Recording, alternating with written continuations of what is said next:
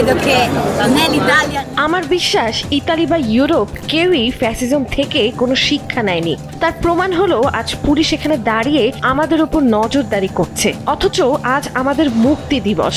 এই দিনটি আমাদের শিখিয়েছিল যে কিভাবে মুক্তিকামী যোদ্ধারা এই দেশ রক্ষা করেছিলেন। তারা রক্ষা করেছিলেন অভিবাসী, কৃষ্ণাঙ্গ এবং সমাজের সব অসহায় মানুষকে। কিন্তু আজ এখানে এক লজ্জাজনক দৃশ্য দেখলাম। কিছু যুবক ইসরায়েলের পতাকা হাতে মিছিলে এসেছে।